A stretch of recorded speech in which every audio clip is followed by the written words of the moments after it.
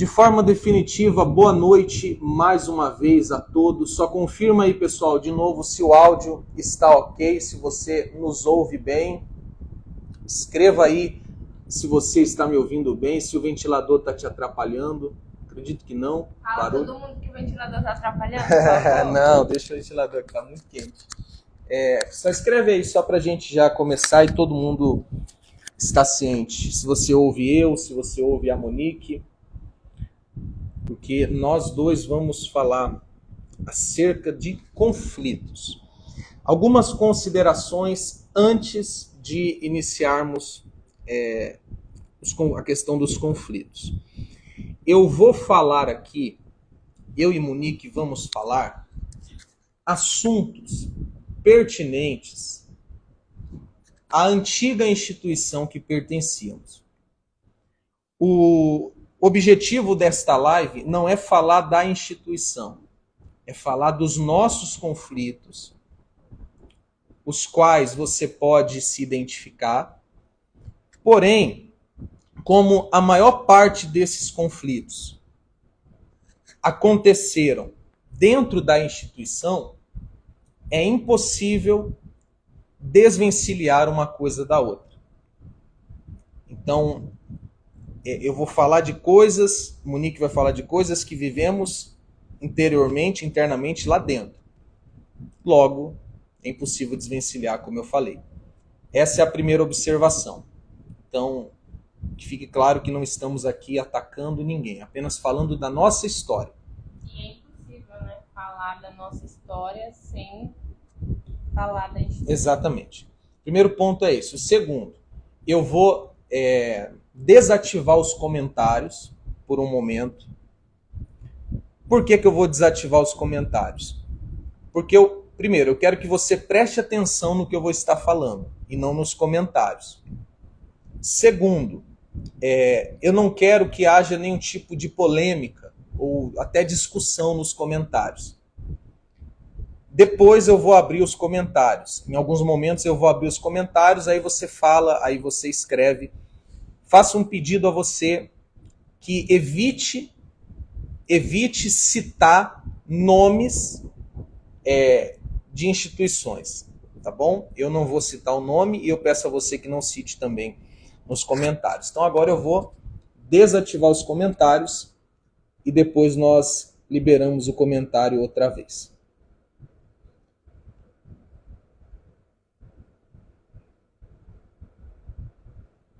Perfeito. Vamos lá então. Quando nós falamos, Monique, de conflitos internos, o que eu quero dizer com conflitos internos? Eu me refiro àquela pulga atrás da orelha. Sabe aquela pulga atrás da orelha? Aquela certa desconfiança, usando um popular, um vocabulário popular, aquela sensação de que algo não cheira bem, de que algo não está certo. Eu me refiro a situações, doutrinas, ensinos, comportamentos que nós olhávamos e pensávamos, a princípio apenas pensávamos, isso não está certo. Isso não está fazendo muito sentido. A conta não está fechando. E tudo isso a gente vivia dentro de nós. E qual que era a questão a princípio? Que é a questão da maioria. Quando vinha essa pulga atrás da orelha, não está correto, com medo de estar com maus olhos ou com malícia, guarda essas duas expressões, maus olhos e malícia. No final da live eu vou revelar algo sobre isso. Mas com receio de estar com maus olhos ou malícia, nós não nos permitíamos pensar, enfrentar, confrontar esses conflitos que tínhamos. A reação imediata, a princípio, era: está repreendido. está amarrado. Fazíamos orações nesse sentido, para repreender aqueles pensamentos, que até então acreditávamos que eram pensamentos que o diabo estava lançando sobre a nossa mente para nos fazer ter maus olhos e malícia. Então é a isto que eu me refiro quando eu digo conflitos internos, que é o tema da live. A primeira parte da live, pessoal, eu e Monique vamos compartilhar com vocês conflitos que vivemos. E eu separei esses conflitos em 3 partes: antes, durante e depois. Antes, durante e depois do quê, pastor? Da graça ter nos alcançado. Antes, durante e depois de conhecermos o verdadeiro evangelho. Antes, durante e depois de termos tomado a decisão que tomamos de nos desligar da instituição a qual pertencíamos e trabalhávamos como pastor. Para você que não nos conhece, Monique e eu vivemos por muitos anos dentro de uma instituição. Eu fiquei de pastor nessa instituição por 10 anos. 10 anos. Monique ficou ali dentro como esposa de pastor, que era o título que ela tinha, né, Monique? Por 6 anos. Então foram muitos anos que ficamos ali dentro como pastor e fora o tempo que ficamos sem esse cargo. Então, eu e Monique separamos conflitos que vivemos antes, durante e depois de nos desligarmos, de tomarmos a decisão de nos desligarmos. Eu vou falar de assuntos polêmicos, por isso eu desativei os comentários. Eu vou falar de assuntos que muitos não sabem, que muitos nem imaginam. Assuntos desagradáveis, assuntos que eu gostaria de evitar, mas porque eu sei que vai ajudar algumas pessoas, eu vou abordar aqui. Nós vamos trazer assuntos que eu não gosto nem de lembrar, mas que vamos tratar aqui com este propósito de ajudar pessoas. Então, começando pelo antes. Agora eu vou falar de alguns conflitos meus. Monique, a qualquer hora você pode me interromper para falar também dos seus. Aí você chega mais perto, porque o microfone para pegar melhor a sua voz. O primeiro conflito. Havia, ou há, nessa instituição, uma época especial, aonde se promovia um determinado movimento, uma determinada campanha, nessa época especial, aonde se faziam, e eu como pastor, aonde eu fazia muitas promessas às pessoas. E de tudo que é tipo. Cura, libertação, prosperidade. E recentemente, num passado recente, até mesmo promessas do Espírito Santo. E nessa época especial, essas promessas, elas tinham uma condição. Qual era a condição? Que a pessoa, participante dessa época especial, fizesse um voto de sacrifício, aonde ela iria pegar um determinado valor, geralmente um valor que representasse um sacrifício, tudo que ela tinha, ou pelo menos quase tudo, e entregasse naquela época especial.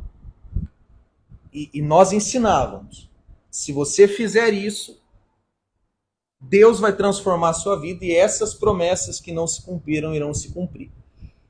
Era uma época especial que acontecia e talvez aconteça 2 vezes ao ano. Aí tá bom. E a Monique vai se lembrar do que eu vou falar agora.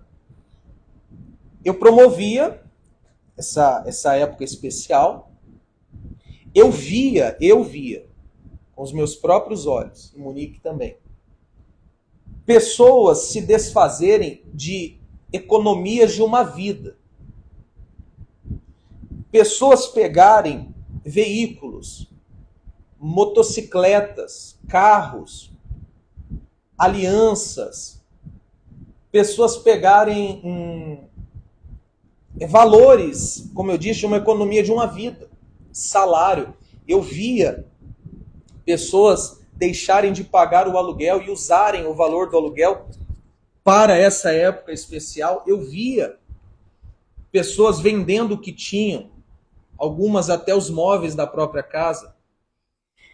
E eu via essas pessoas, no dia da época especial, entregarem aquele sacrifício material, além de longos jejuns que elas faziam, longas orações que elas faziam, e renúncias pessoais, abandono do pecado e tudo mais. E elas faziam isso, e eu não via, de um modo geral, o retorno, o resultado, aquelas promessas se cumprindo. E o que eu fazia? Eu ficava em conflito. Qual que era o meu conflito? Poxa vida, primeiro eu pensava assim, eu acho que essas pessoas não fizeram o que tinham que ser feito, eu acho que essas pessoas entregaram um valor, mas não se converteram. A princípio eu pensava que era isso. E depois eu comecei a pensar assim, poxa, será que Deus não está vendo? E teve um episódio especial de uma pessoa que ela pegou um bem muito particular, que servia como instrumento do seu trabalho, no caso uma moto, e ela vendeu aquela moto, entregou o valor, e não houve uma realização daquilo que estava sendo prometido por nós. E o que eu fiz? Eu fui falar com Deus. Com toda a ousadia, eu falei assim, o senhor não está vendo? Esta pessoa é uma pessoa que te serve, é um filho teu, que entregou a vida e além de entregar a vida, pegou o seu instrumento de trabalho, está desempregado agora, o senhor não está vendo? E eu brigava com Deus, na minha ignorância. Só que tudo isso que eu estou te falando antes da graça nos alcançar e antes de tomarmos a nossa decisão. Isso eu vou chegar lá ainda. E eu ficava naquele conflito, eu ficava mal. E eu não via, por exemplo, quando chegava essa época especial, era solicitado testemunhos, resultados para pessoas irem até determinados lugares para testemunhar sobre esta época especial. E aí eu caçava ali no meio do... Caçava, não, você entendeu o que eu quis dizer. Ali no meio dos fiéis. E tipo assim, esse lugar que eu passei nessa época que eu estou falando, tinham 200 pessoas num domingo. E eu não encontrava os resultados. Pessoas que tinham 15, 20, 30 anos ali dentro, fazendo aquilo tudo, e não se tinha resultado. E quando se tinham, eram resultados comuns e eram resultados antigos. E eu ficava brigando com Deus. Eu tinha aquele conflito, por que não dá certo, e eu brigava com Deus. Ou então falava, não, num outro momento, ou a pessoa não fez o que tinha que fazer, e eu ficava com aquele conflito. Quantas vezes Monique me viu em conflito, eu dizia às vezes para Monique assim, poxa, eu acho que eu não tenho chamado para ser pastor, porque, lembra, Monique? As pessoas não são abençoadas no meu culto. E assim, muitas vezes, não foi só no lugar, em todos os lugares que nós passávamos. E tinha um resultado ou outro, tinha, mas eu pensava, mas por que na vida de um e do outro não? Aí tá bom. Aí esse era um conflito. Só que eu não pensava muito, tá, gente? Não, vamos olhar para Jesus, é assim mesmo, Deus sabe de tudo, vamos continuar na fé, perseverando. O erro pode estar na pessoa. O erro pode estar na pessoa ou Deus... Eu cheguei a falar para Deus assim, o senhor não está vendo. Mas eu não pensava muito. Eu logo repreendia, não, isso aí é Satanás querendo sujar meus olhos, vamos em frente. Aí tá bom. Aí eu tinha outros conflitos que eu também não pensava.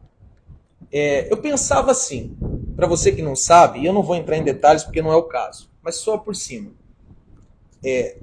Como pastor, eu tinha responsabilidades com metas. Metas de todo tipo que você puder imaginar. E uma delas eram metas financeiras. E éramos cobrados, ainda que em um determinado momento de uma forma velada, mas éramos cobrados por essas metas. E qual que era o meu conflito? Eu até anotei aqui. Ó. Eu pensava, eu não falava, tá, gente? Nunca pensei, eu pensava, tudo aqui. Por que eu sou cobrado por resultados financeiros se não está no meu controle se a pessoa vai ou não contribuir? Isso você já me falou. Eu falei isso, cheguei a falar para você. Receoso, mas falei porque eu pensava assim, poxa, eu pensava, isso daqui não é um comércio, não é uma loja de departamento, não é uma loja Americanas, uma Havan, não é um marketplace onde você vende um produto e as pessoas desembolsam valores e você consegue fazer uma projeção de vendas e um crescimento. Eu pensava, como que não está no meu controle? Eu não tenho capacidade, poder e nem dever de cobrar as pessoas que façam contribuições financeiras. Só que tudo isso eu não dava muita importância. Eu falava assim, eu estou com maus olhos. Aí, tudo... Agora, posso falar? Fala, pode falar. Um dos meus maiores conflitos sempre foi em relação à salvação. Como que acontece a salvação? Porque assim, às vezes eu orientava pessoas, vocês para receber o Espírito Santo, e aí essa pessoa não recebia. E aí eu orientava, e a pessoa, não, dona, eu já tô fazendo tudo, já tô fazendo... Não, porque você não tá fazendo direito. E a pessoa, mas dona, o que eu tenho que fazer? E o problema sempre estava na pessoa. Que ela tem que se santificar mais, é porque você tem que orar mais. Quantas e quantas vezes eu falei para as meninas que eu cuidava, que estavam ali perto de mim, que nós precisávamos conquistar o Espírito Santo.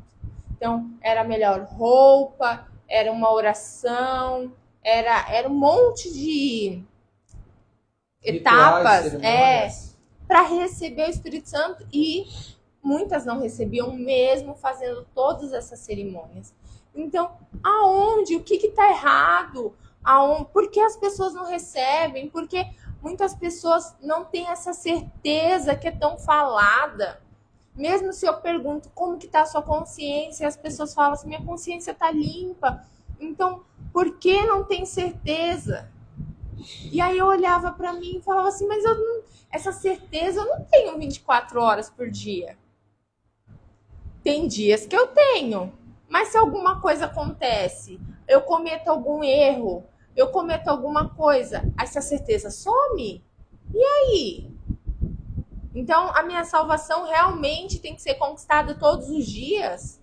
Então, todos os dias eu tenho que andar perfeita, só que eu, como ser humano, nunca consegui. E hoje eu entendo o porquê. Então, o meu maior conflito sempre foi em relação à salvação. Se você se sente à vontade, fala para as pessoas aquele dia do mercado. Então, esse dia do mercado foi assim. Eu e o Jonatas estavam no mercado comum, fomos comprar alguma coisa. E o Jonatas sumiu. Ele foi para algum lugar. E aí, eu tava sozinha num corredor e veio assim na minha cabeça, Jesus voltou. Por isso que você não tá achando o Jonatas. Jesus voltou, o Jonatas foi e você ficou. Só que aí eu parava e me analisava e falava, mas eu não tô em pecado, eu não tô fazendo nada de errado, minha consciência tá limpa. Mas mesmo assim não tinha essa certeza dentro de mim. Essa paz, né? Porque era falado que se você é salvo, você tem uma certeza. E essa certeza vem de você não cometer pecado, de você andar em santidade. E eu lutava todos os dias para fazer isso. E mesmo assim eu não tinha essa certeza. Tinha dias que eu tinha. E tinha dias que eu não tinha.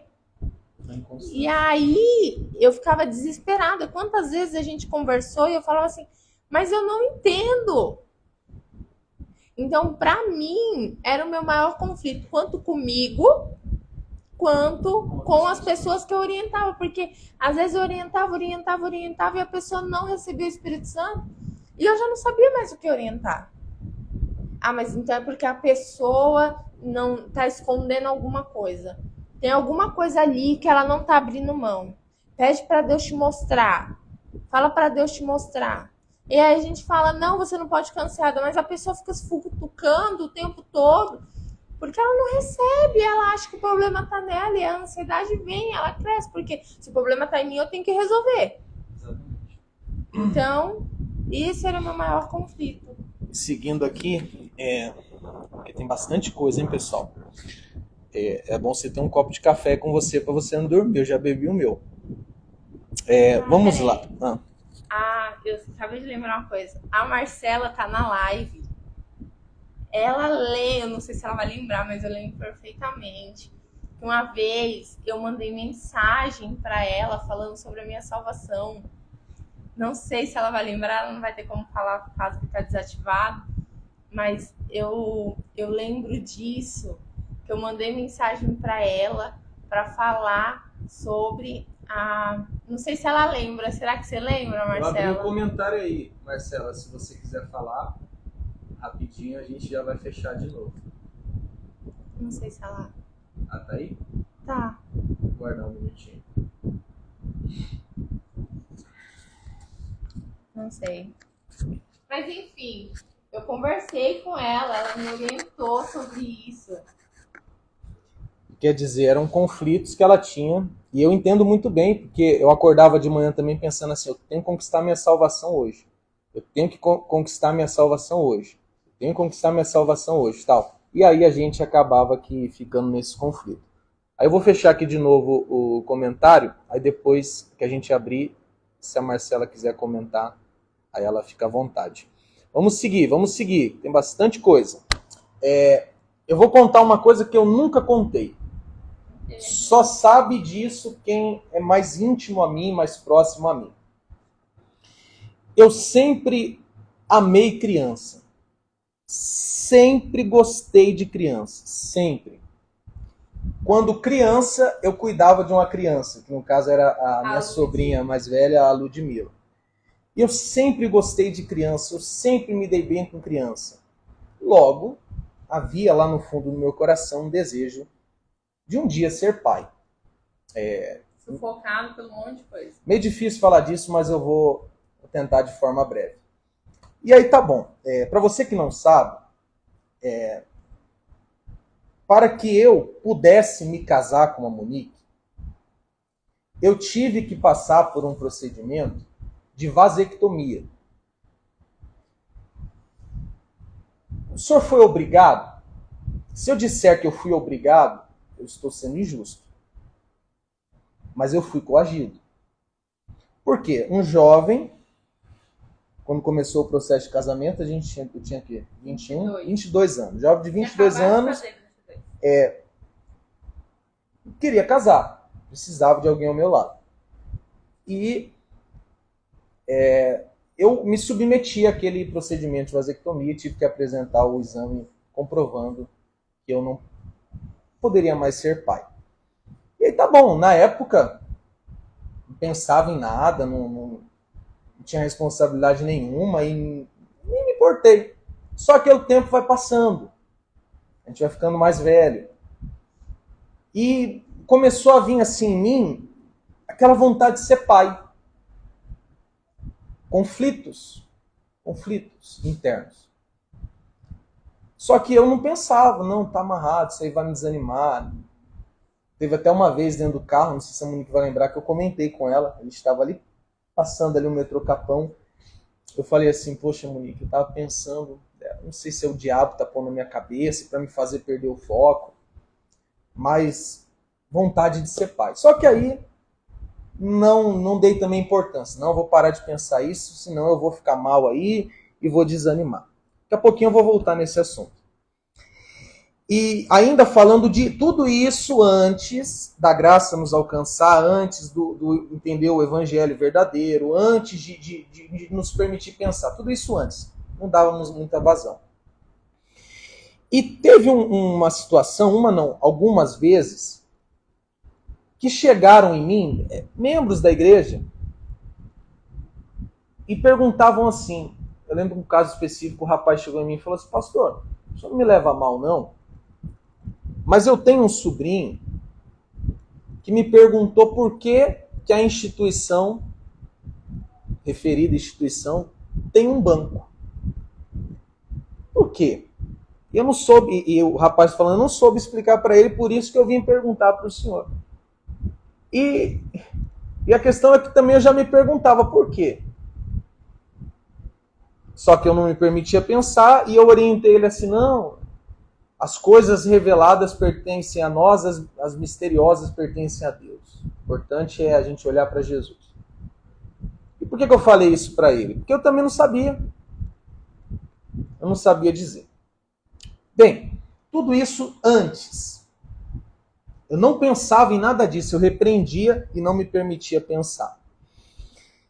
Agora, teve um momento da minha vida,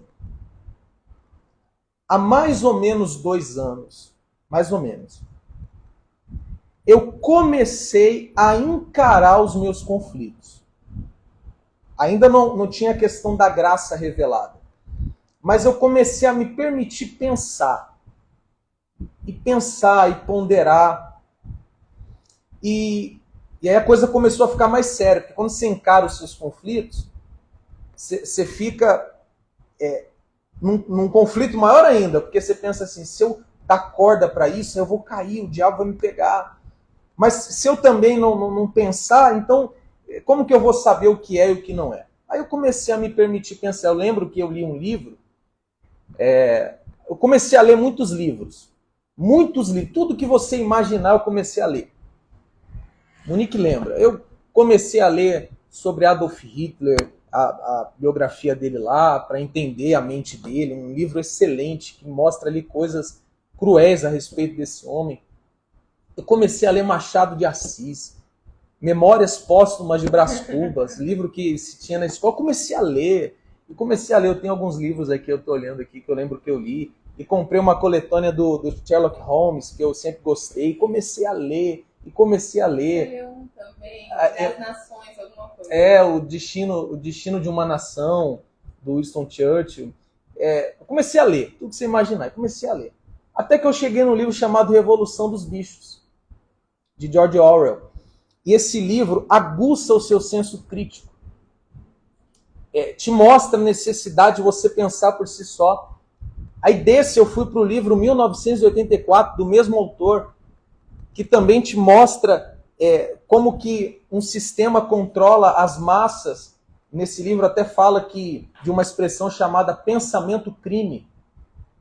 Porque na realidade do livro, no cenário do livro, havia o pensamento-crime, quer dizer, era crime pensar por si só. Era crime questionar o líder supremo. Um excelente livro. Eu comecei a ler. Além da Bíblia, claro. Comecei a ler. Eu comecei a ler da pandemia para cá. Comecei a ler, tal. Aí eu comecei a pensar, a questionar. E eu entendi que não era errado pensar. A gente tinha que pensar. Eu comecei a pensar. O que eu vou contar aqui, pessoal, é um episódio que marcou muito a minha vida. Agora eu já estava pensando. Agora eu já comecei a permitir-me pensar. Me permitir pensar. Teve um episódio que foi assim, era uma quinta-feira, eu fui para a academia com a Monique, passamos no mercado, eu lembro dos detalhes, chegamos, preparamos um café como era de costume, tomamos o café, e toda quinta-feira eu parava para preparar o culto do domingo. O que era preparar o culto do domingo? Era preparar os propósitos que seriam feitos no domingo. Impressão, envelopes e convites e tudo mais. Eu me envergonho muito do que eu vou falar agora. Tá bom? Não é com orgulho, já pedi muito perdão a Deus, mas essa era a realidade que eu vivia. Eu fui na Bíblia, eu fazia isso, eu pegava a Bíblia, procurava um versículo que desse base para uma campanha. Afinal de contas, tinham as metas financeiras. Aí eu fui lá. Aí eu lembro, veja só, que eu encontrei aquela passagem de Atos do terremoto, que Paulo e Silas estavam presos, houve um terremoto, as portas se abriram e eles saíram. Falei, já sei. Deus me deu uma inspiração. Claro que não era Deus, mas na minha cabeça. Deus me deu uma inspiração. É difícil falar essas coisas, né? Aí eu fui na impressora, no computador, tudo. Fiz um envelope em forma de prisão. Envelope em forma de prisão. Imprimiu. Imprimi tudo, acho que 100 envelopes. E aí eu comecei a preparar. Não, domingo eu vou começar o culto assim, já sei, eu vou cantar aquela música, um terremoto vai acontecer aqui. Eu vou começar assim e já vou falar para as pessoas o terremoto, que nós vamos orar meia-noite e no outro domingo ou no dia tal ela vai trazer um voto e as portas vão se abrir e Deus vai abençoar. Aí eu sentei no sofá do lado dela. E eu já tinha muitos conflitos com relação a essas questões de metas, de barganha. Por isso que eu bato tanto nessa tecla. Gente, eu comecei a chorar. Eu comecei a chorar e eu pensei, será que Deus me chamou para isso? Lembra, Monique? E a Monique ainda não estava entendendo nada. A Monique estranhou muito. Eu comecei a falar assim, será que Deus me chamou para isso? Eu achava que o problema estava em você. O quê? Eu achava que o problema era você. E eu falava assim, será? E tinha alguma coisa errada, né? Será que Deus me chamou? Olha o conflito. Será que Deus me chamou para isso? Só que eu já estava pensando, ponderando e conversando com a Monique. Sei que na época eu peguei toda aquela impressão, gastei tinta pra caramba, joguei tudo fora. Eu não vou fazer isso aqui não. Já abri mão. Eu não vou fazer. Aí tá bom. Começou, né? De lá pra cá, pessoal, eu comecei a questionar tudo. Aí, a gente ia para uma reunião que era só para os pastores. Voltando ao que eu falei no início, o assunto da live são os meus conflitos, mas não tem como falar dos meus conflitos sem falar do que acontecia lá dentro. E na reunião de pastores, a gente aprendia o quê? Nenhum pastor pode ter reserva financeira. Nenhum pastor. Nenhum pastor pode ter qualquer tipo de reserva financeira. Nada no nome. Porque nós somos como a tribo de Levi. Que a herança deles era o Senhor. Então, ninguém pode ter nada. Só que eu começava... Lembra da pulga atrás na orelha? Lembra daquela sensação de que algo não bate? Aí eu comecei a pensar assim... Por que nós não podemos ter nenhuma reserva? E a instituição tem várias. Várias empresas, várias reservas, vários negócios. Eu comecei a pensar, isso não está certo. Tá bom. Aí outra coisa que nós não ouvíamos diretamente, mas não éramos incentivados a fazer, que é ficar com a família. Estar perto da família, estar próximo da família. Tanto é que se um pastor decidisse voltar para casa para cuidar da mãe, por exemplo, que não tinha ninguém para ajudá-la e era o filho único, se este abandonasse ali a obra da instituição e voltasse, ele era motivo de reunião para dizer, não siga esse exemplo. Nós não éramos motivados a ficar com a família. Só que aí veio outro conflito. Por que nós não podemos ficar com a família e os que estão acima, os que governam essa instituição, vivem com suas famílias? Olha o conflito. Vou seguir aqui, não vou entrar em muito detalhe. Lembra do início que eu falei, da época especial, que eu comecei a brigar com Deus, por que não está dando certo? eu comecei a questionar o seguinte, comecei a pensar e me questionar. Será que o problema da falta do resultado está na pessoa, está em Deus ou está no método? Porque de tempo em tempo era sempre aquela mesma motivação para promover a época especial. E teve uma vez que eu participei de uma dessas reuniões e eu ouvi um discurso muito antigo. Se a pessoa é dizimista, fiel, a janela do céu tem que abrir. Se a janela do céu está fechada é porque ela não é fiel. E tal. E vamos promover essa época. Aí eu comecei a questionar, será que o problema está em Deus ou está no método? E eu, claro, tão claro como 1 mais 1 é 2, eu cheguei à conclusão que o problema não está em Deus, o problema estava no método. E aí o que eu fiz?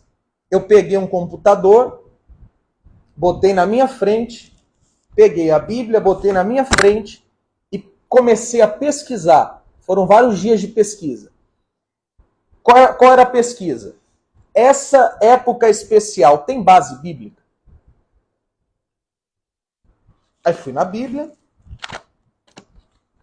fui na internet, no Google, e comecei a procurar tudo que se imaginar para ver se eu achava algum fundamento bíblico desta prática de você pegar suas reservas, o que você tem, até o que não tem, e entregar como um propósito. E Deus vai te abençoar. Eu não achei fundamento nenhum, eu não achei base nenhuma. E aí eu cheguei à conclusão. O problema não está na pessoa e muito menos em Deus, mas está no método. Deus nunca estabeleceu este método de barganha para abençoar uma pessoa, e muito menos para salvá-la ou lhe dar o Espírito Santo. Então qual foi a conclusão que eu cheguei? O problema está no método, não em Deus. E aí desencadeou uma série de pesquisas na Bíblia. Vamos ver isso aqui, se daqui tá, e não achava. Vamos ver isso aqui, também não achava. Vamos ver essa questão dos objetos, não achava. Do sincretismo, não achava. E fui mergulhando na Bíblia, e procurando entender. E aí, seguindo aqui, teve uma dessas épocas especial, era para você se tornar um filho de Deus. Aí, eu fui lá em João 1 e vi qual que era a fórmula para se tornar um filho de Deus. Qual? Crer em Jesus. Ele veio para os que eram seus, os seus não o receberam, mas todo aquele que o recebeu, recebe o direito de ser filho de Deus. Os que creem no seu nome. Então, por que teria que fazer ter uma época especial para se tornar filho de Deus, sendo que Jesus falou que é a crença nele que me faz um filho de Deus? Só que aí, pessoal, se vocês estão entendendo a diferença do início, eu já estava me permitindo pesquisar, pensar. Aí eu comecei a me permitir assistir alguns ex-pastores que saíram pela graça. Aí eu comecei a me interessar por essa questão da graça. Porque até então, os que saíam vinham denunciando práticas do bastidores, erros administrativos e atitudes criminosas. Só que eu nunca gostei de ouvir esses. Só que aqueles estavam falando o seguinte: eu saí por conta da graça, a graça me alcançou, o verdadeiro evangelho.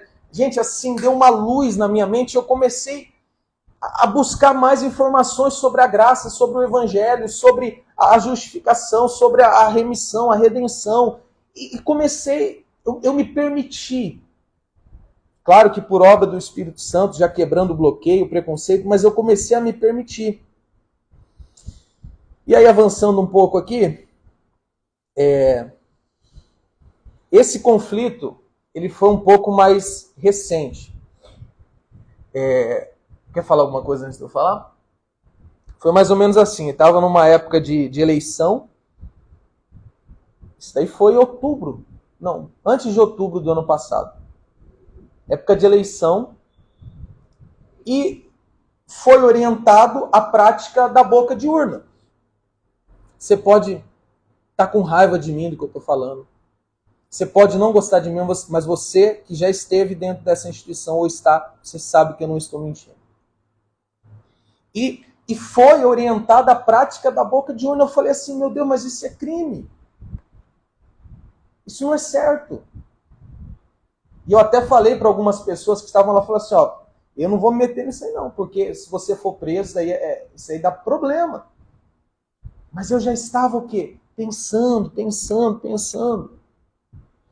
Aí, eu ouvi aquele discurso assim, temos que amar as almas, temos que ganhar almas. As almas. Só que aí, qual era o outro conflito que eu tinha? Como se pode amar as almas sem amar as pessoas? Porque nós não víamos humanidade, não víamos amor às pessoas. A gente via uma dedicação ao preso, ao viciado, enfim, aos que estavam fora, mas os que estavam dentro, a gente não via aquela humanidade. O que a gente via era falta de misericórdia. A gente que via mais de perto. E eu comecei a pensar e a questionar, e indo na Bíblia e comparando. Aí eu ouvia, e chegou uma época, vem cá, Monique, você está muito longe de mim. Chegou uma época que a vontade que dava, em determinadas reuniões que eu participava, era me levantar e ir embora. Porque eu ouvia coisas do tipo, todos os que saem da instituição estão caídos, estão perdidos, estão caminhando para o inferno. A minha cabeça só faltava explodir, por quê? Porque eu via, eu conhecia muitas pessoas queridíssimas, pessoas muito usadas por Deus, pessoas que muito nos abençoaram, que saíram da instituição, estavam bem, estavam servindo a Deus, quer seja num novo ministério, ou então ajudando as pessoas de uma outra forma, e eu falava, meu Deus, mas não é possível. E aí me vinha um outro conflito. Mas esta pessoa que está dizendo que quem sai da instituição está tudo perdido, é rebelde, esta pessoa também saiu de uma instituição para abrir a própria. E a cabeça, talvez você está ouvindo isso, a cabeça está assim, está a milhão. Mas é isso que é o conflito. Eu estou falando da minha história, mas eu tenho certeza que muitos estão se identificando com coisas que eu estou falando aqui. A realidade é que não tem, gente, não tem como amar a alma da pessoa sem amar a pessoa. Isso é uma grande mentira. E lá dentro, de uma certa forma, a gente via isso, né? A gente via o amor às almas. Porque eu coloco aspas, porque não tem como amar uma alma sem amar a pessoa. Então, e não via esse cuidado. Tinha o cuidado com o de fora, mas não via esse cuidado com os de dentro, os que estavam na casa. O cuidado com o irmão, sabe? Porque todos nós estávamos ali para servir Jesus. Com sinceridade. Com sinceridade. Então, era para um ajudar o outro. Era para um levantar o outro. Era para todos nós juntos, ajudando um ao outro, para chegar até o ponto final, que é a volta de Jesus. Não víamos isso. Mas não tinha. Não tinha, gente. Não tinha isso com pessoas, teoricamente, com títulos menores, e não tinha isso com pessoas, entendeu? Com títulos maiores. Não sei se eu consigo. Nós víamos esse amor e essa misericórdia aqui embaixo. Não sei se você está me entendendo, hierarquicamente falando, aqui embaixo. Mas conforme ia subindo, isso ia se perdendo. E eu sempre falava para as pessoas, eu falava, o melhor daqui é o povo. O melhor é o povo. E a gente repetia isso várias vezes entre a gente. Por quê? Porque no povo a gente via amor com misericórdia, o outro, compaixão. Mas em outros níveis de títulos não víamos. E aí, só para a gente concluir, que agora eu vou chegar na parte mais importante, do durante, tudo isso é um processo. Aqui a graça já tinha nos alcançado, aqui nós já estávamos entendendo o verdadeiro evangelho, já estávamos pensando. Eu ouvi uma vez assim, nós ouvimos assim, com Deus não tem esse negócio de amor, de misericórdia, de graça. Naquele dia eu quase me levantei e fui embora, porque Jesus amado, João vai dizer, aquele que não ama não conhece a Deus, porque Deus é amor. Deus não tem amor, Deus é. conflitos e mais conflitos. Só que agora, isso tudo antes da nossa decisão. A gente não tinha decidido nos desligarmos da instituição. Agora vai entrar o fator decisivo. Aquilo que foi o ápice, o ponto principal que nos motivou a sairmos de onde estávamos. O quê? Atenção na palavra que eu vou usar agora. Erros teológicos e heresias. Tudo que falamos até aqui, ou a maioria do que falamos até aqui, tem a ver com erros institucionais, erros administrativos, certas injustiças. Mas até aqui falamos de coisas pequenas. Pequenas, pastor? Isso não é pequeno. Comparado ao que eu vou falar agora, é. Porque nós começamos a observar muitos erros teológicos. Eu peguei o Evangelho de Mateus e comecei a ler, e levei 6 meses para ler o Evangelho segundo Mateus. E ali foi um ponto decisivo. Por exemplo, Jesus vai dizer em Mateus 23, a ninguém considerais um pai, porque só há um pai, que é Deus. A ninguém considerais o líder, porque só há um líder, que é Deus. A ninguém considerais um mestre, porque só há um mestre, que é Jesus. Vós todos sois irmãos. Eu li isso na Bíblia. Vós todos sois irmãos. Jesus pegou todos que o servem e colocou na horizontal. Pôs um fim à superioridade. Pôs um fim à hierarquia no sentido de um ser melhor do que o outro.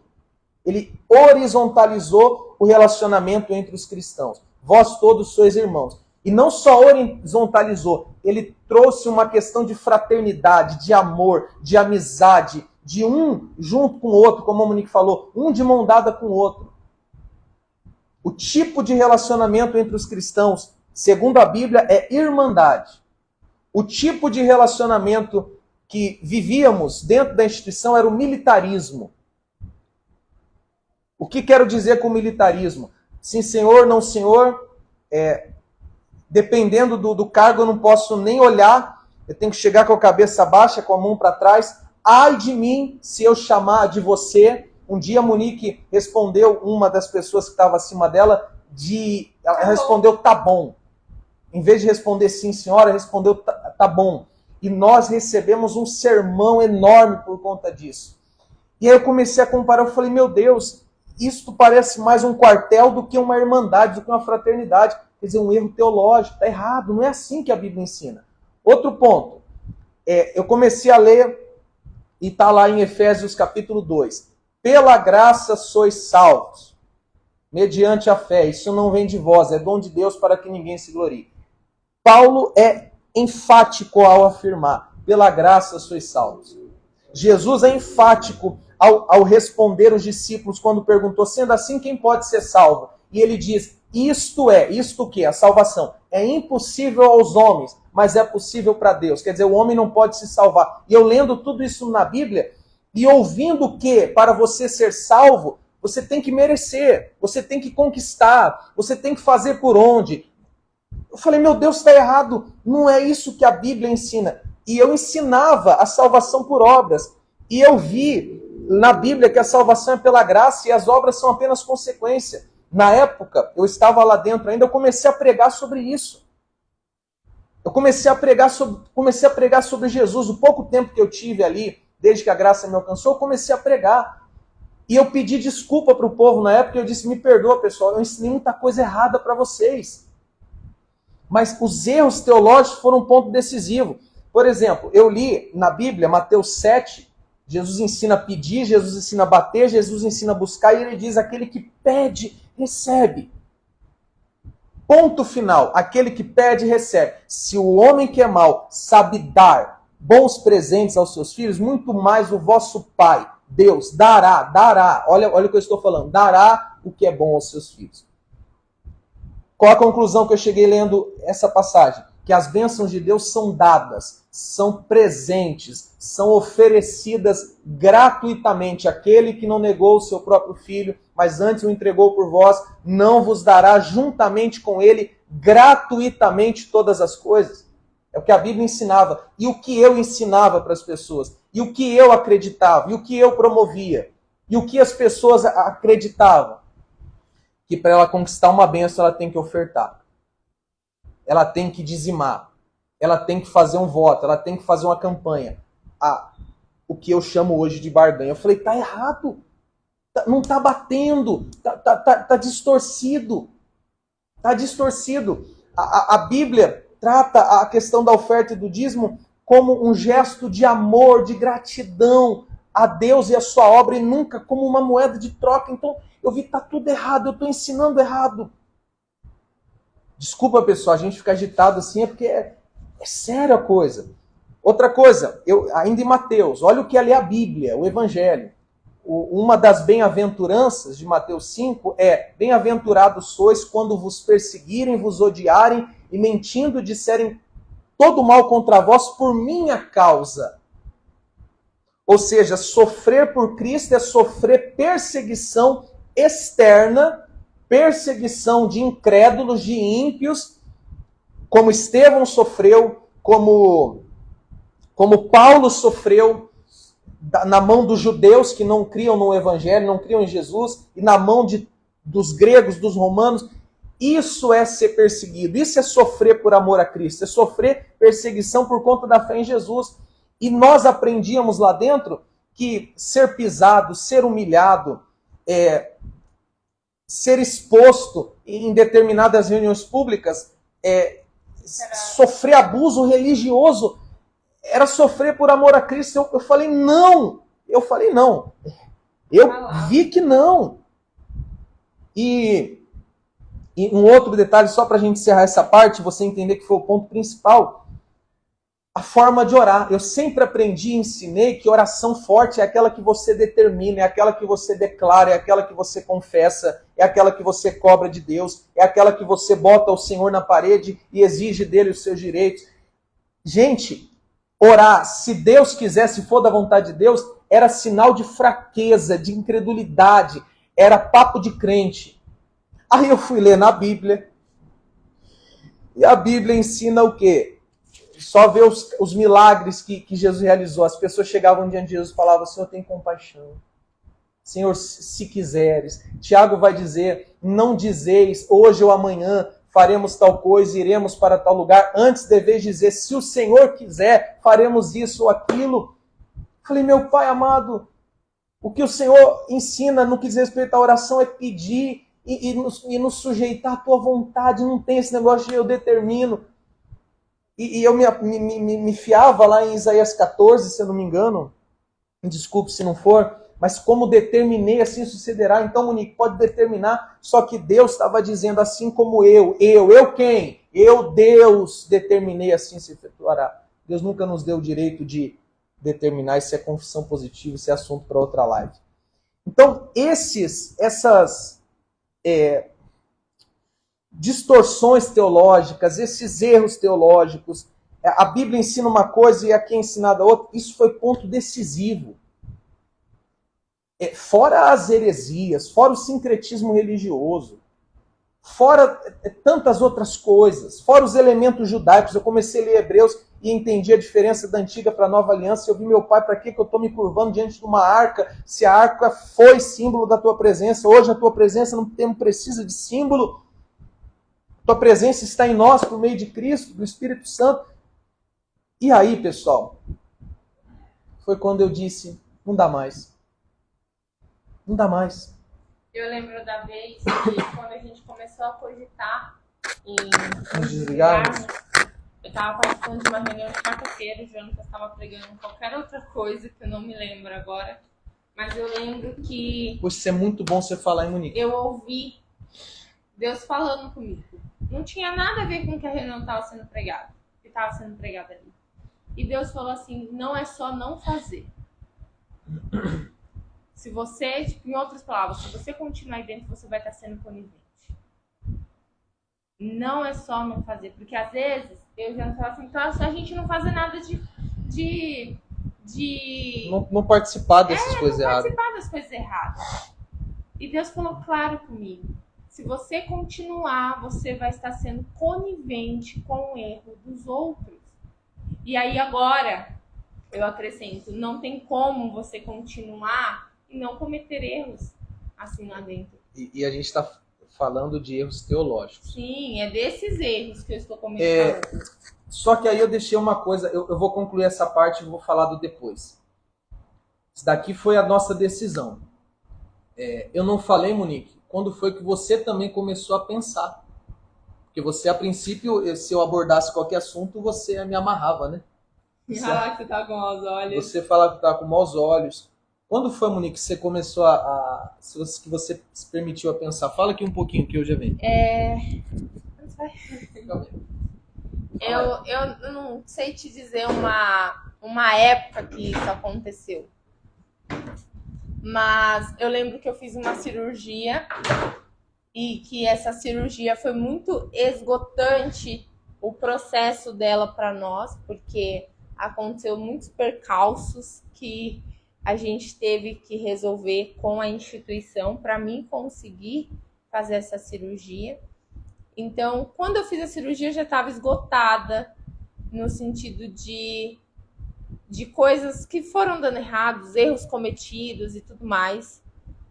E aí o Jonathan já estava falando sobre muitos assuntos e eu tive um tempo livre, porque eu não podia ir para a igreja, eu não podia sair de casa, a única forma de eu sair de casa era para o médico, não saía para mais nada. E aí eu comecei a ler a Bíblia.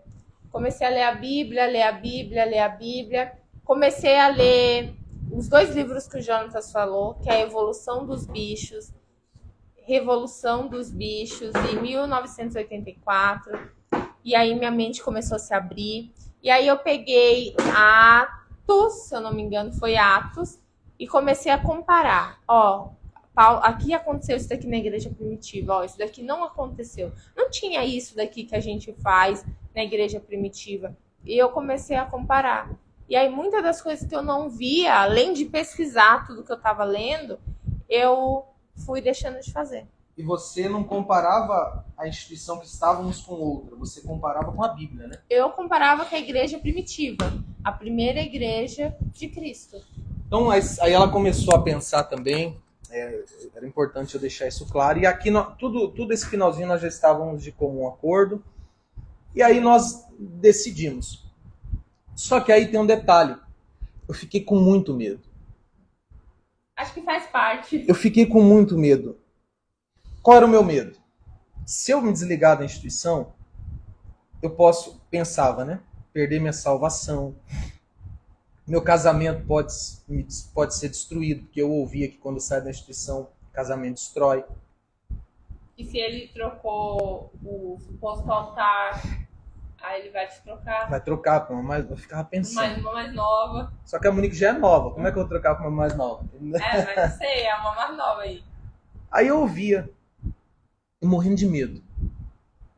Gente, eu falei para Deus. Eu perguntei para Deus, eu saio ou fico? Eu cheguei diante de Deus e perguntei, eu quero fazer a tua vontade, eu saio ou fico? E Deus me fez uma pergunta, dentro do meu coração. Por que você quer sair? E eu tive que ser muito sincero comigo. Porque não adianta mentir para Deus. Eu não podia mentir para mim. E eu disse bem assim para Deus. É porque o que eu vejo não bate com o que a Bíblia ensina. O que eu ensino não é o que o Senhor mandou ensinar. E eu não posso mais continuar ensinando. Em outras palavras, eu quero sair por conta da Bíblia, por conta da palavra. Sabe o que Deus falou no meu coração? Então vai que eu sou contigo. Gente, isso é muito forte. É muito grande. Então vai que eu não vou te desamparar. Se é pela Bíblia, vai. Vai. Isso é muito forte, isso é muito grande. E aí tomamos a decisão. E gerou outros conflitos. Não acabou por aí. Essa parte vai ser um pouco mais rápida, creio. Aí tomamos a decisão. Alguns meses depois que tomamos a decisão, eu desabei de chorar. Vamos chegar lá. Tomamos a decisão e ainda não saímos. Levamos alguns meses para sair desde a decisão. Precisávamos nos organizar em algumas coisas. Aí teve um dia que a Monique desabou, porque a gente se programou para sair da instituição. E aí... Como é que foi, Monique? Você chorou pra caramba, né? É, um dia que a gente tava dormindo, indo dormir. E aí a gente tava conversando, Jonatas falando de algumas coisas, preocupações dele. E eu só chorava. Eu chorava. Que, sabe quando dói o peito de tanto que você tá chorando? Eu chorava, porque o Jonathan teve que levantar e pegar um copo d'água pra mim me acalmar, porque eu chorava. Eu falava assim, por quê? Por que a gente não viu isso antes? Por que isso tudo tá contra a palavra de Deus? Por que isso tá acontecendo com a gente? Era mais fácil, a gente conversava assim, era mais fácil que a gente nunca tivesse descoberto. Era mais fácil que vivêssemos na ignorância, porque de fato era mais fácil, mais cômodo. Aí ela chorou, desabou. Muito mesmo. E aí, eu não desabei na hora. Só que aí, um tempo depois, quem desabou fui eu. Foi um sábado. Um sábado à noite. Ah, os dois foram no sábado. Os dois foram no sábado, só que o dela foi primeiro. Mas eu não chorei, não. Eu desmoronei. Por quê? Porque já estava se aproximando da gente se desligar, comunicar. E aí, além do medo, a culpa. Eu ficava assim, por que eu não vi isso antes? Eu perdi tantos anos, comecei a pensar, perdi tantos anos da minha vida, e o que mais doeu? Eu entreguei o meu direito de ser pai nas mãos de uma instituição. Aquilo acabou comigo. Eu chorei ininterruptos 30 minutos. E não foi chorinho, não. Meu coração doía. E a Monique estava ali comigo. E Deus me consolou. Eu fui entendendo que Ele estava no controle de tudo, que Ele é soberano.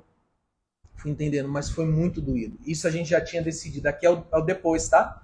Viu como a gente dividiu direitinho? Antes, durante, agora o depois da decisão. Ainda não tínhamos saído, mas já tínhamos decidido. Aí, conforme ia se aproximando, os medos e os conflitos iam aumentando. Já estávamos decididos, não tínhamos volta. Aí, um conflito. Vão denegrir a minha imagem. Vão acabar com a minha imagem. Vão assassinar a minha imagem. Outro conflito. Eu vou perder os meus amigos. Eu não vou mais ter contato com pessoas tão queridas que nós amamos tanto. E 90% desses amigos e pessoas queridas estavam ali no patamar de membros e obreiros. E alguns que estavam no mesmo cargo que nós. E nesse dia, eu mandei uma mensagem para minha irmã. Acho que ela não deve estar assistindo, não.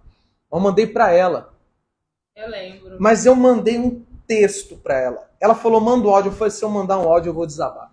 Preciso escrever. E eu falei todos os meus arrependimentos. E essa preocupação em denegrir a minha imagem e perder os meus amigos. Sabe o que ela falou para mim? Minha irmã não é da igreja. Minha irmã não tem uma vida cristã.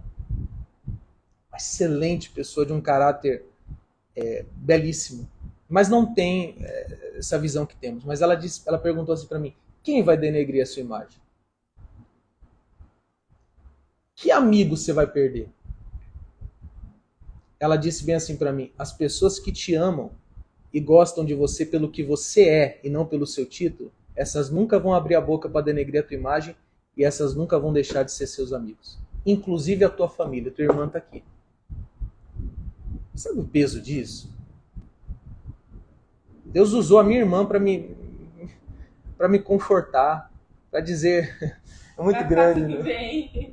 É muito lindo, eu tenho a mensagem salva até hoje. Aí vem as preocupações, né? Aí tá bom, vamos sair, vamos recomeçar. Não temos nada. Não tinha um móvel, nada. Tinha uma pequena quantia de dinheiro que nós guardávamos da nossa ajuda, mas pouca coisa. Onde vamos morar?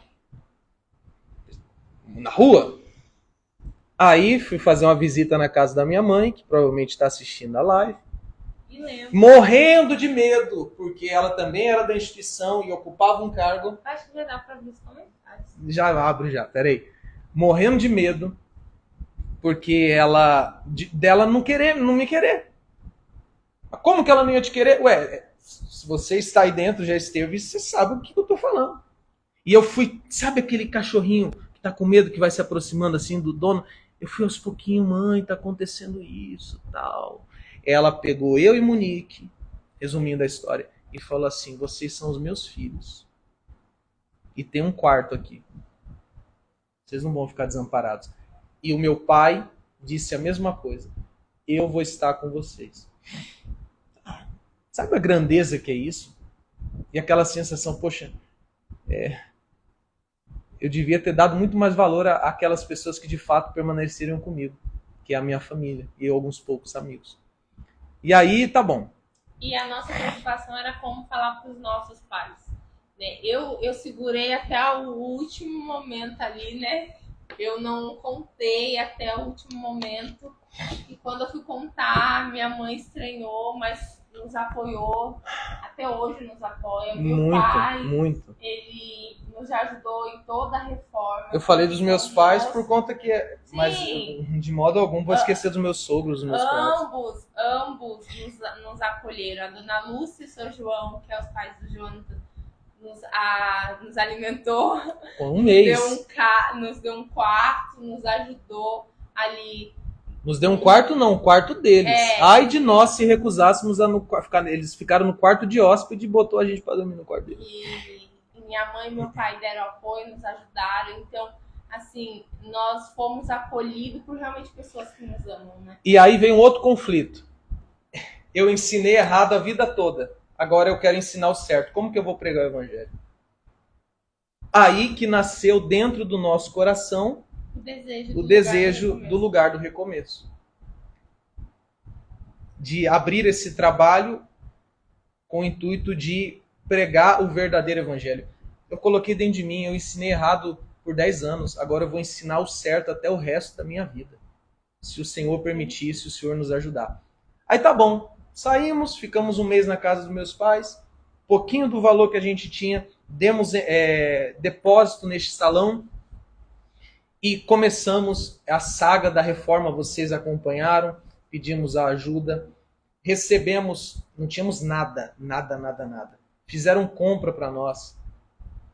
Sabe o que é a família chegar com sacola com mistura, com arroz, com macarrão, com sabão para Monique lavar, com lençol, com cobertor cheiroso, não bastasse comprar novo, ainda lavou cheiroso e nos dá? Você sabe lá o que é isso? O cuidado de Deus. O cuidado. E aí já se passaram 4 meses que saímos, 3 meses que estamos aqui com este ministério, e mês a mês Deus tem cuidado. Deus preparou um emprego, Monique está trabalhando, não sei se vocês sabem, do lado, pertinho, 20 minutos, né, Monique? 20 minutos de hora. Ela que ficou fora do mercado de trabalho por 6 anos, Deus preparou uma coisa incrível, assim. Com pessoas maravilhosas. E a gente está fazendo esse trabalho, eu aqui na igreja, cuidando da igreja, fazendo o trabalho via Instagram e ajudando pessoas pela misericórdia de Deus. E aí tem alguns conflitos que, sabe aquela lista toda? Já não existe mais conflitos, porque eu via que, de fato, não era coisa do diabo, coisa da nossa cabeça, eram fatos. E a luz do evangelho iluminou os nossos olhos e conseguimos enxergar com clareza. E aí os conflitos mudaram. Hoje os conflitos que temos, não chega nem a ser conflitos, mas conflitos. Tristezas. Explica aí, Monique. Eu falei da música no meu Instagram. Sim. Vou falar. No dia 3 de julho... A música. Ele foi um dia muito... Dia 2 de julho foi o dia que a gente teve paz. Foi o dia que a gente comunicou? Foi o dia que nós comunicamos que nós nós nos desligamos, né? E em momento algum nós choramos por não estar na instituição. Em momento algum nós ficamos tristes por não estar lá. nós, na verdade, a única sensação que nós tínhamos era de paz. Mas não preciso mais pregar E assim, errado. a gente esperava que a gente ia chorar, que a gente ia ficar triste, e isso não aconteceu. Todo o choro ficou naqueles sábados. E a única coisa que a gente tinha era paz. Mas eu chorei 2 vezes quando eu saí, por 2 motivos. E esses 2 motivos são pessoas. Quando 2 pessoas muito queridas me ligaram e elas choraram. Já tínhamos saído. E eu não aguentei, chorei, desliguei o telefone e abracei o Jonatas. Eu chorava pelas pessoas. Eu sabia que não teria mais contato. Não teria mais contato com essas pessoas. E realmente foi o que aconteceu. A música. E no dia 3 eu ouvi essa música o dia inteiro, como oração, porque eu não tinha o que falar para Deus. O que eu queria falar era a música que estava tocando. E dia 3 foi o dia que nós entregamos o apartamento da instituição, que nós literalmente nos desligamos de tudo. Comunicamos domingo, na segunda já tínhamos que estar longe dali, podíamos mais falar. E aí eu cantava essa música pra Deus. Qual o nome da música? Aquieta Minha Alma. Aquieta Minha Alma, do Ministério Zoe. Mas eu não estava triste, essa é a grande questão pela instituição, mas pelas pessoas. Porque a gente via pessoas parando de nos seguir, pessoas que a gente amava e tinha um carinho muito grande. Nos bloqueando, não falando com a gente. Nós literalmente fomos ficando sem as pessoas que a gente ama, mas não porque nós fizemos alguma coisa contra elas. Não, a gente não fez nada, mas porque a instituição e porque as pessoas acham que é dessa forma. E eu lembro que a gente passava pela rua e a gente via alguma coisa e a gente falava, tal pessoa ia gostar disso, tal pessoa ia gostar daquilo. Até hoje acontece, né? Até hoje acontece. Porque o nosso carinho por essas pessoas, ele não mudou. Sentimos muita falta de muita gente. Sentimos falta. E essa foi uma grande luta nossa depois que nós saímos. E eu não conseguia falar sobre isso. Hoje é a primeira vez que eu estou falando sobre isso. Porque as pessoas acham que, porque simplesmente nos desligamos, nós esquecemos todas as pessoas que nós tínhamos carinho. É muito ruim a gente andar na rua e a pessoa que falava que gostava da gente abaixar a cabeça e fingir que não nos viu. Ou simplesmente a gente vai mandar uma mensagem para alguém para falar coisas rotineiras, não é nada sobre igreja, para pedir alguma coisa, para comprar alguma coisa, para pagar alguma coisa, e a gente está bloqueado no WhatsApp. Então, os nossos conflitos hoje não são conflitos de está certo, está errado, não, mas é uma tristeza por a gente ver como as pessoas foram ensinadas a simplesmente, não tem uma palavra. Nos tratar como leprosos. Sim, entendeu? A gente anda na rua, as pessoas viram o rosto, as pessoas não falam conosco, as pessoas nos ignoram. E nós sabíamos de tudo isso antes, por isso que talvez foi tão difícil. E, tipo assim, pessoas falaram, olha, vai ser muito difícil quando vocês saírem, mas o nosso difícil não foi nos desligar da instituição, foi não ter as pessoas que tanto gostamos, tanto amamos, tanto temos um carinho perto de nós. E saber que muitas delas estão falando mal e sem nem saber o que estão falando, porque... Como nós já fizemos um dia. Sim, eu não culpo essas pessoas, a tristeza não é por elas, não é pela atitude delas, é por não ter elas perto da gente. Então seria esse os conflitos hoje, né? As tristezas. Por exemplo, a gente está pregando o verdadeiro evangelho, procurando ser fiel às sã doutrinas, você que acompanha pela live, e a gente não tem povo, muitas pessoas na igreja. A gente fica, poxa, quantas igrejas que ensinam tantas heresias e erros teológicos lotadas, e a gente está aqui procurando, pela misericórdia de Deus, ser fiel às escrituras, e as pessoas não vêm, algumas vêm e não querem mais. Só que a gente não vê isso com tristeza. É um pouquinho triste, né? Mas a gente sabe que Deus não nos chamou, falo agora como pastor, Deus não me chamou para ter sucesso, Deus me chamou para a fidelidade às suas palavras e à Escritura. E isso a gente procura manter. E esse é o motivo. E eu não falo isso, gente, eu não exponho essa tristeza nossa para mostrar alguma coisa, mas eu acho que quando a gente expõe uma fraqueza nossa, uma dor nossa, a gente pode alcançar pessoas que estejam passando pela mesma dor. Que estão vivendo. Muita gente que está acompanhando. Já já eu vou abrir os comentários, você vai ter a oportunidade de falar um pouquinho.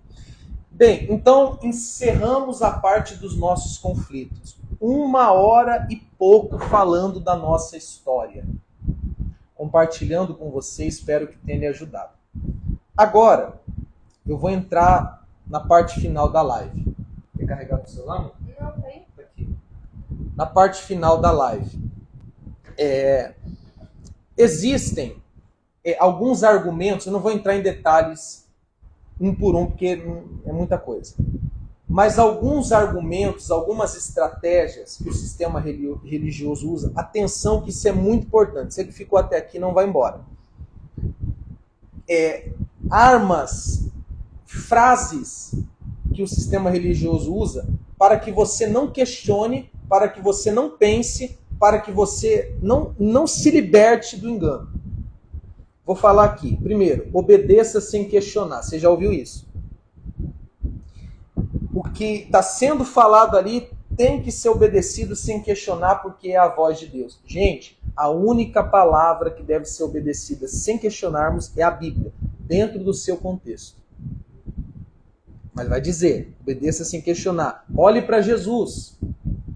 Não olhe para os erros dos outros, olhe para Jesus. Tudo isso são frases que são usadas para manipular e prender a pessoa. A dúvida é do diabo. Então qualquer tipo de dúvida não presta. Gente, a dúvida faz parte do nosso senso crítico, da nossa capacidade cognitiva que Deus nos deu. A dúvida, ela protege. A dúvida, ela ajuda. Por exemplo, existe um termo, não sei se chega a ser um termo policial, investigativo, mas é o termo benefício da dúvida. De não confiar cegamente, de ter um pé atrás, de procurar saber, de pressupor, de cogitar, de pensar em todas as alternativas. Mas quando se ouve a dúvida do diabo, a pessoa, exemplo que eu falei no início, ela vê as coisas e fala, não vou pensar porque é o diabo. Outro, não fale mal do ungido. O diabo vai entrar se você sair. Não saia do altar. E detalhe, altar aqui é sinônimo de instituição, tá? Porque eu presenciei diversas vezes, teve um caso que eu vi um casal sair de pastor e a orientação foi, não saia do altar, ou seja, permaneça na igreja. Então, altar aqui nessa expressão é sentido de igreja. Não misture os vinhos. Não se contamine com os caídos. Por isso que é ordenado, não é orientado, é ordenado. Que exclua, que pare de seguir, que bloqueie. Não se contamine com os caídos. Não tenha sentimento. Seja forte, pare de pensar essas coisas. E os dois últimos, maus olhos e malícia. Os conflitos internos são definidos como maus olhos e malícia pelo sistema religioso. Só que eu creio que ficou claro em tudo que falamos e na sua própria experiência que a maior parte dos conflitos não são resultados de maus olhos, são resultados de olhos abertos. Simplesmente de você usar a tua cabeça para pensar. E malícia, guarda isso que eu vou dizer a você. A Bíblia fala da malícia, e Jeremias fala, tua malícia te castigará. O que é malícia? O que você aprendeu como malícia? É esses conflitos, é esse pé atrás, é essa desconfiança. Malícia, pega o teu dicionário, bota no Google, dicionário, malícia, o que significa? Malícia se trata de uma pessoa que tem maldade dentro dela, que cogita o mal contra outras, que projeta o mal contra outras, que prejudica outras. Uma pessoa maliciosa é uma pessoa má, maldosa, cruel. Não tem nada a ver com conflitos. Basta você olhar no dicionário. E agora eu vou entrar na conclusão da live. Mas antes, deixa eu abrir aqui rapidinho o comentário. Quem quiser falar aí alguma coisa antes de eu concluir a live, manda aí sua dúvida, se você se identificou, se deu para entender que você está vivo, vocês estão vivos aí? Fala comigo, gente. Já vou concluir a live. A conclusão é a parte principal da live. Fala comigo. Mande um oi. Massa. Coraçãozinho. Manda um oi. Vamos ver se vocês têm algum comentário.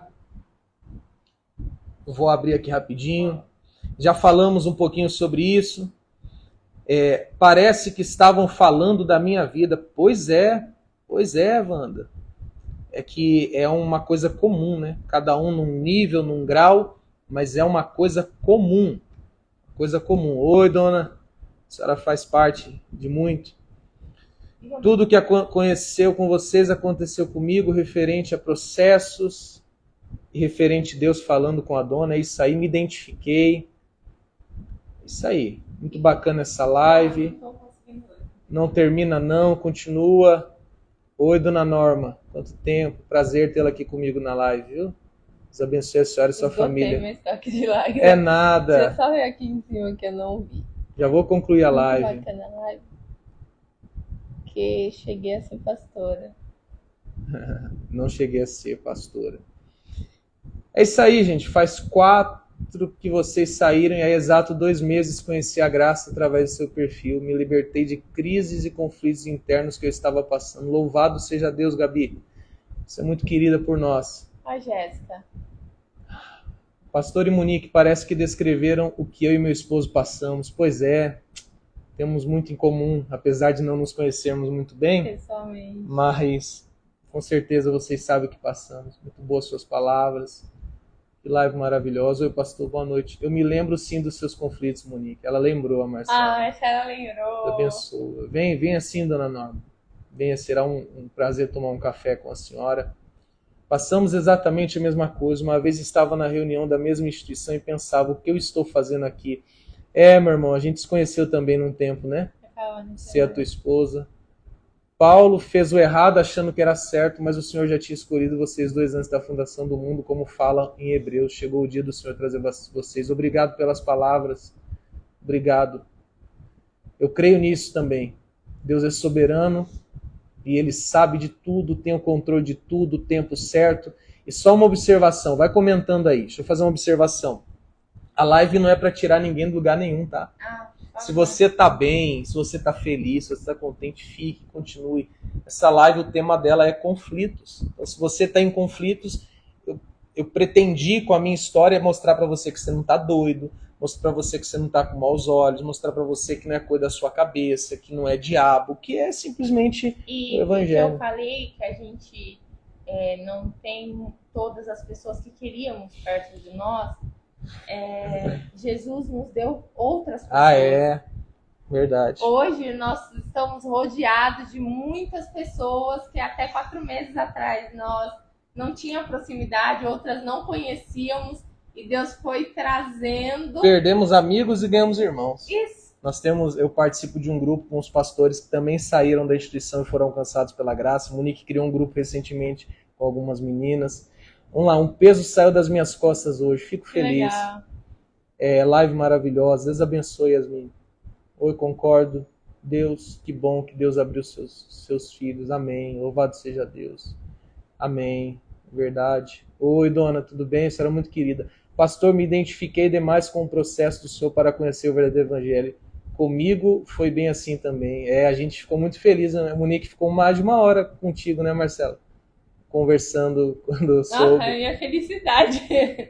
Celi, oi, Celi. Louvado seja Deus por essa palavra que Ele usa até o fim. Amém. Você, teu esposo, muito querido pela gente. Eu não entendi essa parte de cima, mano. Foi necessário vocês passarem por isso, fez parte do propósito. Deus tem um plano. Se a gente não tivesse passado, a gente não poderia compartilhar a nossa experiência. Uma amiga me enviou o link, seja bem-vindo. Pastor e Monique, como orientar alguém que chega até nós com esses conflitos sem incentivar a saída delas da instituição. Eu aconselharia, Janile, a pessoa a mergulhar nos evangelhos e nas cartas de Paulo e fazer uma comparação entre o que ela está lendo e o que ela está aprendendo. Botar ali lado a lado o que eu aprendo na instituição e o que Jesus ele tem ensinado. O que me ajudou também foi a Atos, né? Atos é a história da igreja primitiva. E sempre neutro, deixando a pessoa à vontade. Que live maravilhosa, Deus abençoa, deixa salva. Não conheço sua esposa aí pessoalmente, vou aí conhecer. Dona Norma, quando passamos em Moema, ele era solteiro. Eu era solteiro, Dona Norma cuidou da gente lá. Eu vejo Jesus em você. Amém. Nunca vou... Ó, minha mãe aí, ó. Essa é minha mãe, gente. Segue ela lá. Nunca vou esquecer o dia que vocês chegaram aqui em casa para comunicar a saída de vocês. O medo que eu não os aceite a senhora nos abraçou. Eu comecei a questionar sobre os ensinamentos do sistema e um dia eu orei a Deus e vi uma frase na qual era o reverendo Augusto Nicodemos, achei uma pregação dele. Assista o Nicodemos, assista o Hernandes Dias Lopes, assista Paulo Júnior, o Luciano Subirá, o Douglas do Dizescope, assista. Eu já fui da instituição, fazemos parte desse rebanho, foi a melhor coisa. Louvado seja Deus. Bem, vou fechar aqui um pouquinho os comentários, vou concluir a live e já volto. Fica aqui. Agora é a conclusão da live. Qual é a conclusão da live? Os erros teológicos foram um fator decisivo. Estou repetindo isso para ficar claro. O que nos moveu, a Bíblia, a contradição entre o que ouvíamos e ensinávamos e o que a Bíblia ensinava. Tinham muitos erros e alguns até criminosos, não quero entrar nesse assunto, não estou aqui para denunciar bastidor de lugar nenhum, mas sim apontar os erros teológicos. Eles foram decisivos na nossa saída. Segundo, Deus te fez com senso crítico, ou seja, capacidade de pensar. Não anule essa dádiva. Permita-se pensar e questionar. Se permita usar a cabeça que Deus te deu para pensar. Terceiro ponto. Procure na Bíblia base para o que está sendo ensinado. Não a história, mas a prática. Se fez parte da nova aliança. O que eu quero dizer com isso? Está sendo falado lá, por exemplo, de Abraão no culto. Logo, está na Bíblia. Abraão está na Bíblia. Mas o que a Bíblia nos mostra de Abraão é a sua história, é uma questão narrativa, não uma questão doutrinária. Ou seja, se for ensinado a você fazer um sacrifício como Isaac fez, isso já não é bíblico, porque Deus não nos manda imitar Abraão no seu sacrifício. A história de Abraão é uma narrativa e, como eu preguei ontem, o sacrifício, que nem foi do Isaac, foi do Cordeiro, já anunciava o sacrifício do Cordeiro de Deus que tira o pecado do mundo. Por exemplo, outro exemplo, falar de Moisés, está na Bíblia. Claro que Moisés está na Bíblia. A história dele está na Bíblia. E Moisés foi a figura que Deus usou. Atenção, Dona Maria, seu João, olhe para cá. Moisés foi a pessoa que Deus usou para estabelecer a antiga aliança com o povo de Israel. Nós, se vivêssemos naquela época, não faríamos parte dessa aliança porque não somos judeus, logo seríamos considerados gentios. Moisés apontava para Cristo. Assim como no Sinai, Deus estabeleceu a antiga aliança por meio de Moisés com o povo. No Calvário, louvado seja Deus por isso, Deus estabeleceu a nova aliança por meio de Cristo Jesus. Então Moisés nada mais é do que uma figura e Deus nunca mandou a gente imitar as práticas de Moisés. Então, entendeu? Não é só estar na Bíblia, tem que ver o que é narrativa e o que é doutrina. Doutrinas são aquelas orientações, aqueles ensinos, e algumas delas já não valem mais. Por exemplo, sacrifícios de animais, Deus instituiu, mas perdeu a sua validade quando Jesus veio e morreu por nós. O uso da Arca da Aliança, do menorá, do candelabro, do talite, que é a estola, e tantos outros, foram orientações divinas que valeram até Jesus. Quando Jesus veio, tudo isso perdeu a validade. Leia Hebreus e você vai entender. Então, procure na Bíblia base para o que está sendo ensinado. E o último ponto que eu quero falar aqui é: se você sair de um lugar, seja um trabalho, seja um relacionamento e seja uma instituição, se você sair dali pelo motivo certo, Deus nunca vai lhe desamparar.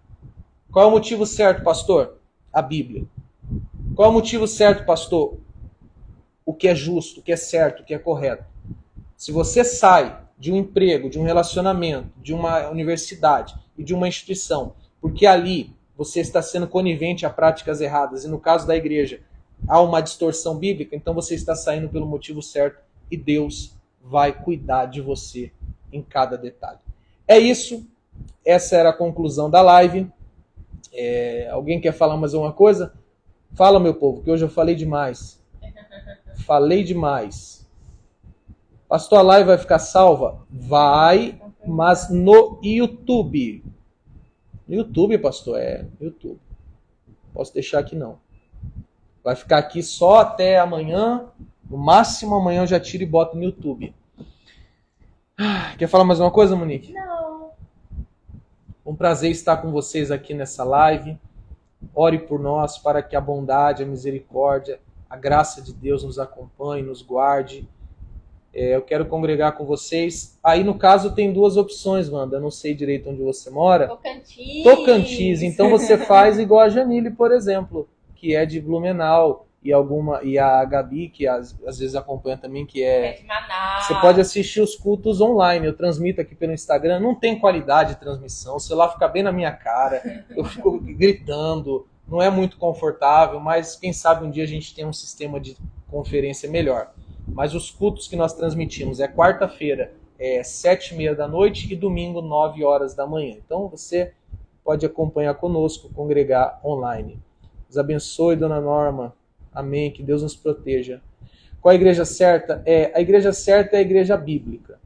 É uma igreja que... Não tem igreja perfeita, tá, pessoal? Obrigado pela sua pergunta. Não tem uma igreja perfeita.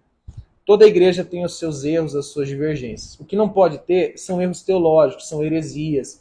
Ficar acrescentando coisas além do que a Bíblia ensina. Vou te dar um começo. Você quer saber, você que está procurando uma igreja para recomeçar, eu vou te dar um conselho. Fuja de igrejas neopentecostais. Porque são elas que têm como base a teologia da prosperidade, os elementos judaicos, o sincretismo religioso, a confissão positiva e tantas outras coisas. É tema para outra live. Mas se for uma igreja neopentecostal, na sua grande maioria deve ser evitada, com raríssimas exceções. Igrejas pentecostais tradicionais, nós temos aqui pessoas que são de pentecostais tradicionais, pentecostais clássicas, que se mantêm fiéis às escrituras, que pregam a salvação pela graça, pentecostal clássica, e as igrejas reformadas também. Cuidado, às vezes é uma igreja que tem o nome de uma igreja reformada e acrescenta um outro nome e já sai, já foge. Uma igreja reformada seria uma... Abra lá em Atos 2 e compara. Deixa eu ver o que mais tem aqui. Boa noite, dona Abdala. Última live, Deus abençoe o casal. A gente, qualquer hora, vai aparecer aí sem avisar. Vem sim, vem de surpresa. Você, Isabela. Pode falar. Quiser chamar no particular também. Deus abençoe, dona Abdala. Que Deus possa abrir os olhos de outras pessoas que ainda estão cegas. Amém. Esse é o nosso papel. Esse é o nosso trabalho. Amém. Deus abençoe. Quem quiser, chama no direct aí, ou manda um WhatsApp. Vê aí, Monique, qual é o WhatsApp que eu uso da igreja, lugar do recomeço. Vou botar aqui o meu WhatsApp. Esse WhatsApp é o WhatsApp que eu uso para a igreja. Se você quiser fazer parte de uma lista de transmissão que temos, você que quer acompanhar os cultos, a Monique vai colocar aí o WhatsApp. Vou fixar aí o WhatsApp. Aí você pode mandar uma mensagem para mim. Eu vou fazer só um pedido a vocês, se não for pedir demais. Quando a gente colocar um conteúdo relacionado à graça, ao evangelho e ao abuso religioso, vou fixar aqui. Esse daqui é o WhatsApp. Salva aí. Manda uma mensagem lá. Quando a gente divulgar um conteúdo que a gente procura divulgar, o que você faz? Compartilha. Porque Deus usou perfis de pastores que saíram pela graça para nos alcançar. Para nos alcançar. Então use a sua rede social para divulgar o verdadeiro evangelho. Tá aí o WhatsApp. Salva aí. Eu vou encerrar a live, eu já falei isso faz tempo, gente. Ô, meu pai, vocês têm que jantar. Ah, obrigado, Monique. Pessoal, esqueci. Quinta-feira que vem vai ter uma live inédita, uma live diferente. Uma live do tipo que eu nunca fiz, vai ser nova para mim. Tem um irmão, um pastor que também foi alcançado pela graça e hoje vive o verdadeiro e prega o verdadeiro evangelho, pastor Felipe. Eu e ele faremos uma live eu só vou confirmar se é 8 ou 8h30 da noite, quinta-feira que vem. E o tema da live será o evangelho do homem e o evangelho de Deus. Eu quero todos vocês aqui na quinta-feira que vem assistindo conosco. Eu e o pastor Felipe iremos fazer uma live muito especial. O evangelho de Deus e o evangelho do homem. Com esse tema. Tá bom? Quinta-feira que vem. Nós vamos falar evangelho puro. E eu aguardo todos vocês nessa live. Tá bom? E nessa live de quinta-feira estarei do lado assistindo. Porque não vou fazer parte. Eu não sei como é que vai ser, mas ser muito legal. Eu tô ansioso também. Eu tenho certeza que vai ser muito legal. Vai falar com a gente, vai nos ensinar bastante coisa. Eu tô muito ansioso para essa live. Pessoal, eu vou encerrar a live, só que eu tenho o WhatsApp fica aí na minha bio. Você tem um link lá, você clica, você vai ser dirigido ao WhatsApp lá também. Vamos orar para encerrar então. Agradecer ao Senhor. Pai, em nome de Jesus, nada do que aconteceu seria possível se não fosse o Senhor. Jamais os nossos olhos se abririam, jamais a nossa mente seria iluminada, jamais teríamos coragem de sair de onde estávamos e botar a nossa cara para falar essas coisas, se não fosse o Senhor. E a única coisa que eu peço, Pai, a Ti, na verdade duas, que o Senhor tenha misericórdia de nós, compaixão, porque sem a Tua graça não há vida, sem a Tua misericórdia não há vida. Toda a glória seja dada ao Teu santo nome. E o segundo pedido é que o Senhor, por meio desta live, quer seja os que assistiram ao vivo, os que vão assistir depois, mais pessoas sejam alcançadas pelo verdadeiro evangelho. Oramos e agradecemos a Ti. Amém. Deus abençoe.